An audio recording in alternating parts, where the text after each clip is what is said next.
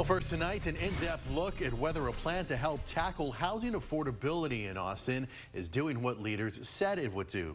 You'll remember the Home Initiative was part of the push to increase the number of places for people to live and ideally drive down prices.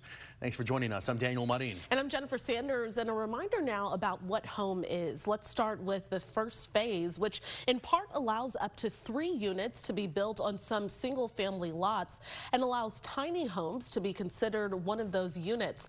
The City Council approved Phase 1 last December, and the city opened its application process in February of this year. As of Monday, the city tells us 260 applications have been filed under Home Phase 1. There's also Home Phase 2, which largely reduced the amount of land needed to build a home. The city says as of Monday, there have only been 4 applications filed since August. And the groups that were so vocal against those changes are now asking, where's the data? KXAN's Grace Reeder got an answer to that question. It's a City of Austin initiative intended to incentivize the creation of more housing. We're talking about the Home Initiative. You may remember that starting last year, a coalition of groups actually rallied against it, including Go Austin, Vamos Austin, or GAVA.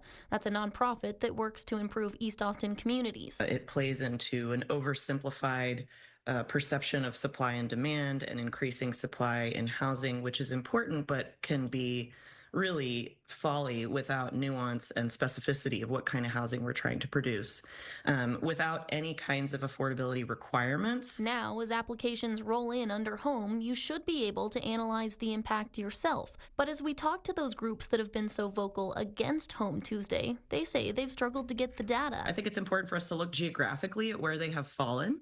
I know they've been all over the city, but like, what are we seeing? Where are we seeing it? And what are we getting? What we do know is that between Phase 1 and Phase 2 of the Home Initiative, more than 260 applications have been submitted as of Monday.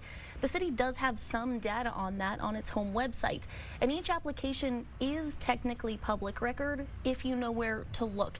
And that frankly required the help of the Development Services Department, who provided me 264 folder names Tuesday evening, which all need to plug into this database individually.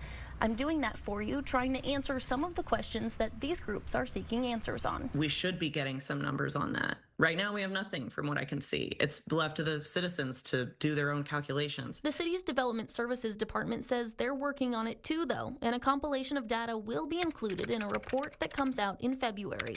Grace Reeder, KXAN News. And one of the major concerns groups had is how the Home Initiative will impact areas already experiencing displacement, most notably East Austin. That's why Grace is looking through the addresses specifically in this data, and when that's compiled, you will find it over at KXAN.com.